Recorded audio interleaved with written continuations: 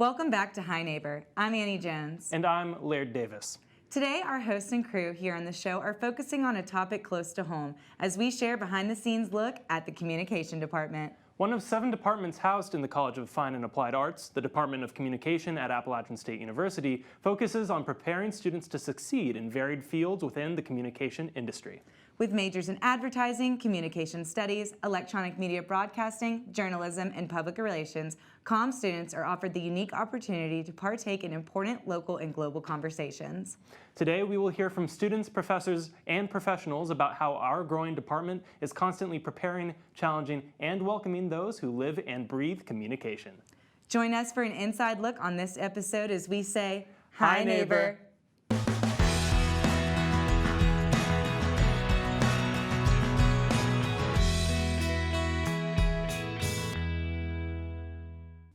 A passion for music represents itself in a variety of ways for students on and off of our campus.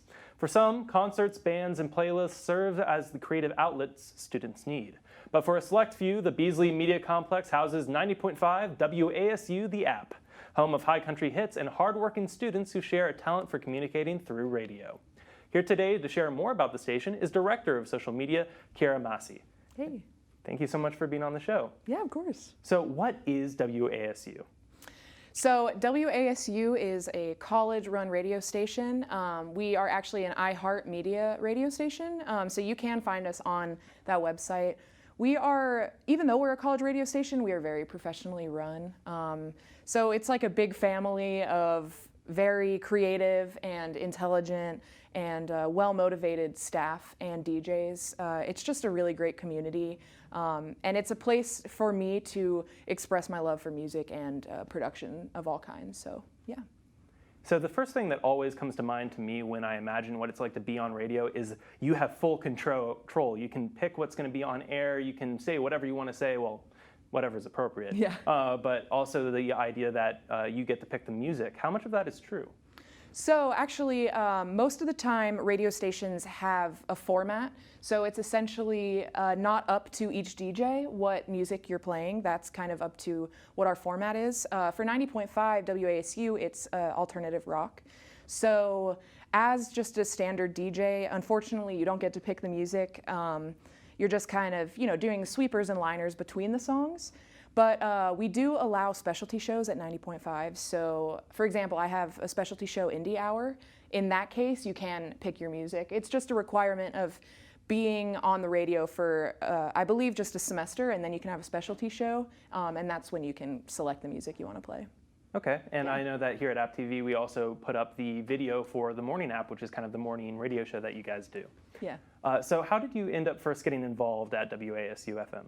So I just remember I was in a class last semester and the station manager at the time, or this was like 2 or 3 semesters ago, and the station manager at the time actually came in and was just kind of telling us about the station and how, as I said earlier, it's very like professionally run and there are endless opportunities for anybody regardless of how much you want to get involved.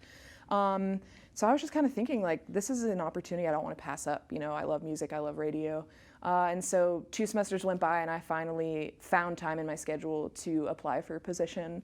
And it's definitely the best decision I've made, so. And so when it comes to your responsibilities at WASU, you're not just in front of the mic talking and hosting your show, you're also managing things behind the scenes. Can you elaborate a little bit on what you do and what it's like being behind the scenes at a radio station? Yeah, of course. So definitely one of my favorite parts is being behind the mic, and getting to DJ. But my role is, director of social media, director of interactive media. So I'm, behind the scenes always of the events we run and the events that we're at, and I'm taking pictures and, promoting our station on our website and on our social media as much as I possibly can. And so a lot of that involves, taking pictures throughout the day, being at every event that we host. I'm at essentially working with our sales department to do giveaways on social media, all that kind of stuff, just website formatting. So it's a lot of on the computer work behind the scenes, but I love it, so. So being in the electronic media broadcasting major, how have your classes and the courses that you've taken helped you prepare for working at WASU and going forward in time to a career in radio beyond college? Yeah, so honestly, my audio production classes, which would make sense, have helped me the most. Because Dr. McCreary, who's, super talented audio professor here, just starts you off on the right foot in the first audio class that you can take. Because we learn so much about audition and how to edit and how to, set proper levels when you're recording people and interviewing people. And that just really set me up for success in WASU, and I know it's going to set me up for success later on, as a professional. So those kinds of classes, just production classes in general, really helped me, move up in WASU and have that skill from the beginning. So you are in the communications department, but we have plenty of people who come into school who are in a general education major, like I was a few years back. And for those people who have thought about trying out radio and seeing if they have a knack for it, how can they get involved at WASU? So we actually have a class available. It is taught by Dan Valley. He is the overall manager of WASU. The class is Comm 2315. It's just 1 hour every Monday, and all you have to do is sign up for it. A lot of people are let in. It's usually about 30 students. So as soon as you're in that class, once you pass it, you can become a DJ at the station.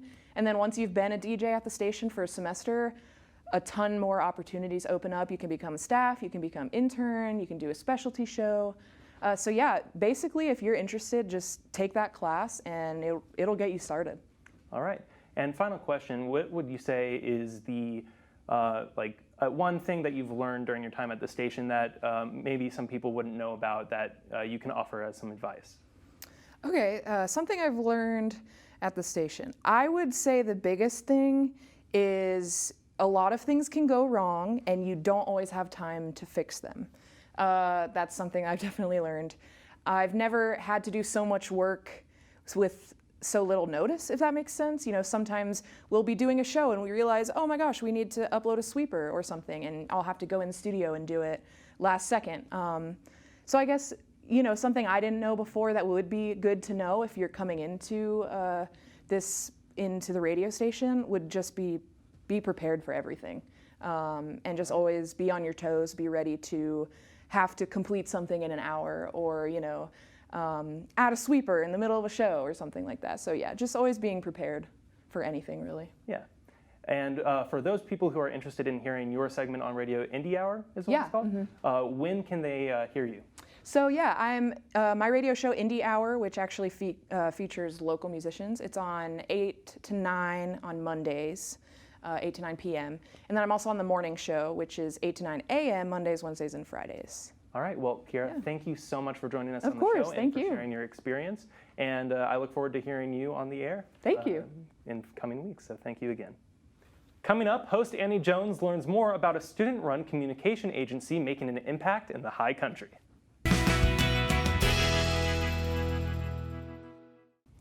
Many students at App State are offered the opportunity to intern for course credit within their major.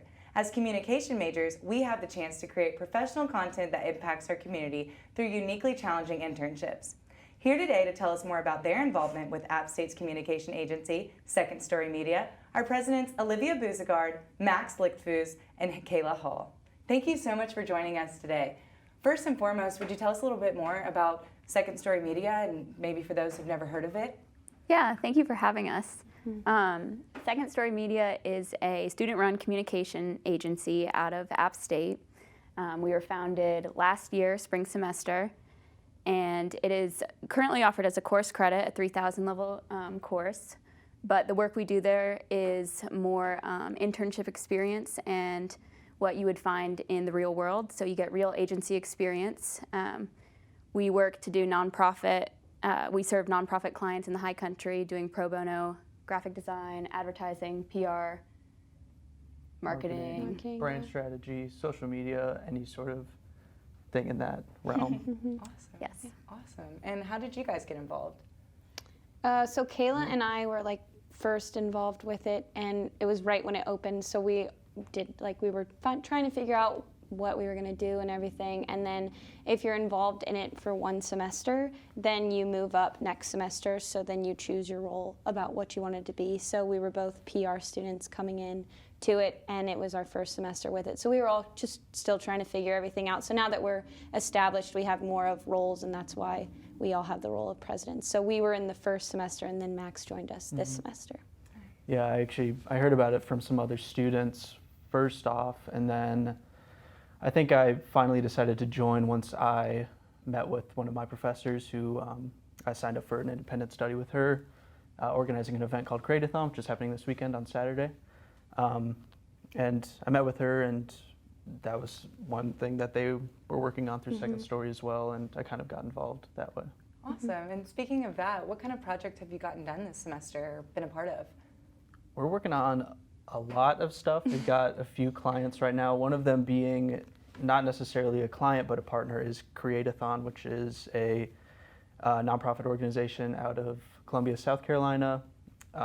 It's out of an advertising agency called Riggs Partners, and they hire partners from all over the country to put on their own Create-a-thon events.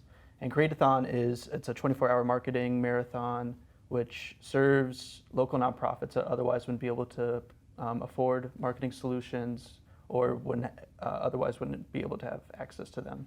But we also have other clients too. We've got the High Country Breast Cancer Foundation. We've got The Office of Annual Giving. Office of Annual Giving as well. Okay. And we've got more in the future. That's awesome. Yeah. Yeah. That's amazing. How would you guys say that your coursework and your major has prepared you for Second Story Media? That's a good question. Yeah, that is a good question. I would definitely say, like, in our coursework, we're doing specific things. Like, we have specific projects and specific assignments, but in like Second Story Media, we have a client and then they're saying, oh, I need you to do this. And you are saying, oh, well, I've done this before, but not for this in this way. So you get to add a little bit of not that strict, this is what it has to be, and you're adding your creativity, and it really prepares you for what we're going to do hopefully one day in an advertising agency if that's the route we take. Yeah. And that's definitely been a challenge for some of our students who enter into the agency, is that we don't give you a structured assignment. And a lot of times people are like, well, what do I do? Like, what are the specifics for this? And we're like, that's your job to figure it out. And so it's a completely new atmosphere. It's not your typical course. It's still a class, but we don't treat it like a class. We treat it like a job. And so it's your job to figure out the best solution for your client. And that can be something that we've done in a class before, or it can be something that you're going to have to go home and figure out yourself. Definitely. Awesome. That really does prepare you for Yes. what you're going into in this industry. Yes. Wow. So what would you say your favorite thing you've done so far part of the agency has been? Ooh. Well, the only thing I've really done for the agency so far, they can talk more about it because they've been a part of it longer than I have. But the only thing that I've been working on is Create-a-thon, and it's been really challenging, but it has been really exciting.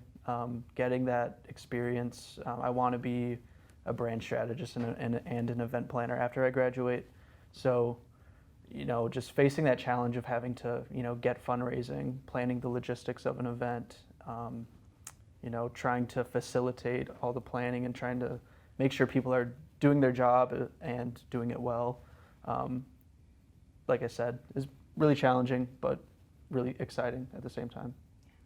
I would say my favorite thing was just seeing it evolve into what it is now, and we still have so many ways we can go with this, but like that I was a part of it and that students made this possible and that we're actually producing stuff and showing our professors and our peers and everything that this is something that we can do, and it's something that our communication department has, which it's providing real world experience. And our faculty advisor, Laura, she worked in an advertising agency environment, so it's really helpful, whereas like it is very us heavy. We don't really, we do talk to her sometimes, but it's very like just student involved. But it's nice having her where she's just like, think about this, and it's just, I feel really prepared for the real world because of this course, and I've loved seeing it evolve into like, we have a name. It took us forever to make a name. We have a logo. So it's like now we're working with clients and we're making a difference in our community, and it's students, so they're getting student work, and I think that's really awesome. Yeah, that's definitely my favorite part too, is actually getting to meet with clients now that we have it all set up, because that was a process. But now we're in the fun part, which is, actually getting to talk to clients, see what they need, and being able to actually offer them things and tangible solutions to problems that they wouldn't otherwise be able to afford. It's really rewarding being able to do that for clients. And it's businesses that or organizations that we all support and have given a lot to us being students at Appalachian State. So it's nice to give back. I'd love to hear how much y'all have grown, seriously. And for those who may want to get involved, how would they go about getting involved in Second Story Media? So actually, we're doing recruitment now, and the application is online, and it was sent out department-wide to the communication department. We also have a website and an Instagram and everything, but you just fill out an application, and to show us kind of who you are, we ask like the logistical questions, but then we ask you to show us your work, and then we ask you to rebrand something, so we kind of get a feel of like what you are in your major, and we're open to any major. And the application is due November 1st because that's when registration starts. So our Instagram and our website is all secondstorymedia.com, Second Story Media. You can find us on Facebook too. Yep. Our application is everywhere. Well, thank you guys literally so much. I really appreciate you taking the time to talk to me, and all the work you do for our community is truly beautiful. Thank you so much. Thank you. Thanks so much. Coming up on this episode of Hi Neighbor, we hear more about what goes on behind the scenes in the communication department.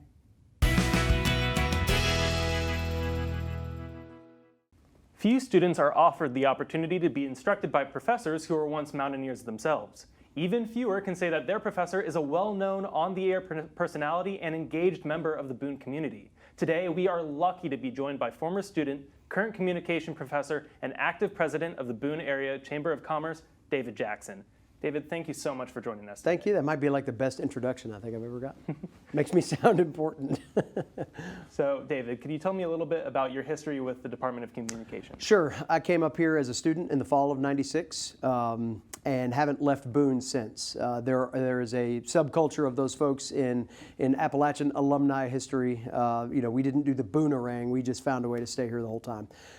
Graduated from the Comm department in 2000. Electronic broadcasting was my the subheading underneath my communications degree.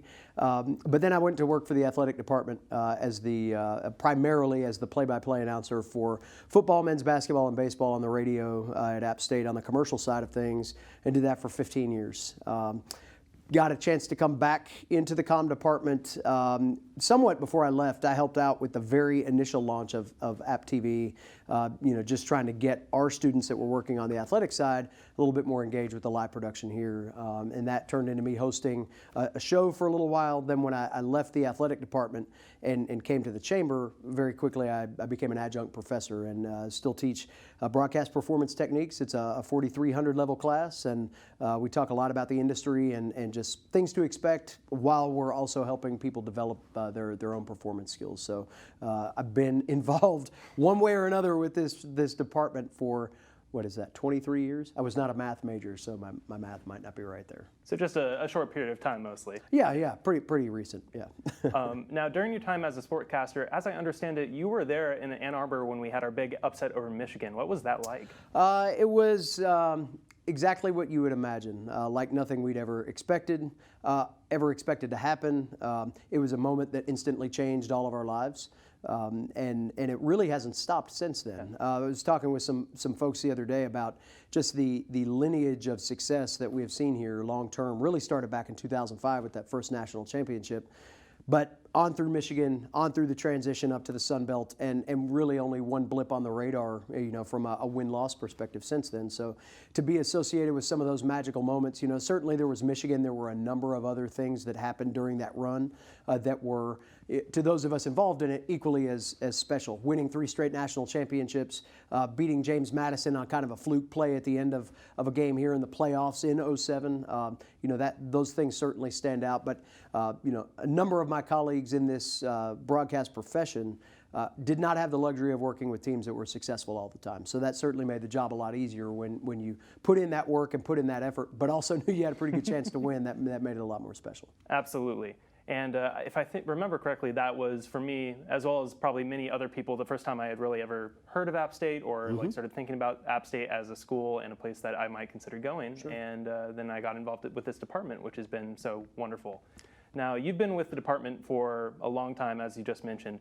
And a lot has changed over the recent years. Yes. Like, for instance, this studio. Technology, yeah.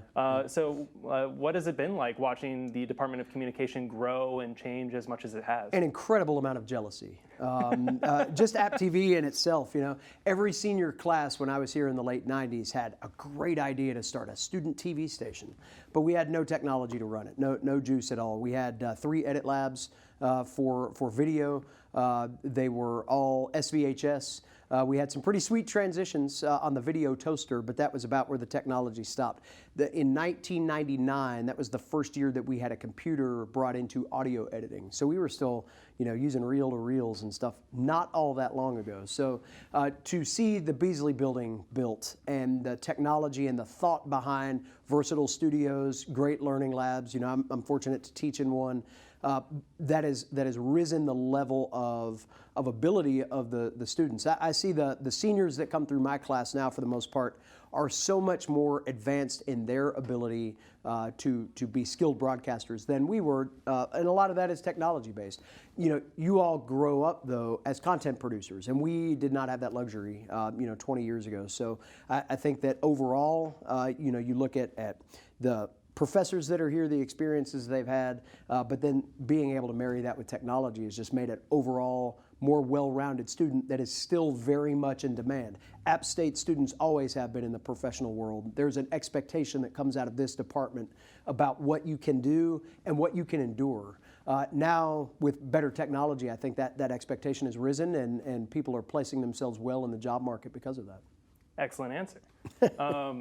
It's good for your perspective, right? Yeah, you're like, hey, I can get a job one day too. And actually, on that subject, I mean, this is as much for myself as members of our audience, but for people who are watching this program and are looking to succeed either in broadcasting in front of the camera, behind of the camera, or just in communications in general, what advice could you give them to make the most of their opportunity to set themselves apart and to really make an impact? Sure. It's a little unconventional, but I'd say manage relationships well. This business is about trust. It is certainly about performance. You know, you've got to be able to talk the talk. You've got to be able to produce things well. But ultimately, jobs are won and lost, especially in what is becoming more of a freelance economy. Jobs are won and lost based on the relationships you have. And you can get a little golden rule with that. Treat people the way that you would like to be treated yourself. You'll see the same people on the way down as you will on the way up. How do you manage those relationships? How do you become somebody that is top of mind when there is an opportunity to fill a role, whether that's a PA on a shoot or whether that's a broadcaster that needs to come into a role in a very quick time frame and become the talent that drives the car. I think that is one of the things that is undervalued in our profession, is just the way you can engage with people. Be nice to everybody that you interact with. You never know when the PA on today's shoot is tomorrow's director. And based on those relationships, you find that people like to interact with people they're familiar with. And it'll be hey, I worked with you on this, could you do this? And the answer is always yes. You can do anything that you can. But again, I think that's where this program helps set people up well. Because the professors, for the most part, do preach that, and they do understand the value in that it's not just all about the technical aspect of it. There is a certain ability to be able to engage people and show yourself as a professional that is maybe more vital than knowing the difference between an XLR and a BNC. So you get that all here, and that's something that has been the consistent in those 23 years. The consistent here is that people are leaving this program with all of the skills needed, not just the technical stuff. Well, having left this program and come back around and coming back here to the studio today, do you think you'd want to be back in here being a host again? Wow, well, that's a strong arm answer. Only if Spiceland does it with me. He was a professor of mine, and I'm sure if people could stomach the two of us together, that would be great. No, I'm kidding. It is interesting, though, to see. I like the fact that this program has always prided itself, like having someone like Rob Gelber. I've known Rob as a professional for about the whole 20 years I've been gone here. The interaction with people that are professionals and blending those folks together with students is just, I think that's a measurable asset to the program. So certainly, I think that's all of us hopefully are like that, where students say they need something, they need help, they need guidance, they need a fill-in for something. We're going to come running, and that's the way it should be. And I know that that's the way that this program has been led for a long time. All right. Well, I know we can't really get Dr. Spiceland in here today, but thank you so much for joining us on the show. Absolutely. And yeah, I mean, once again, just thank you so much. All right. So.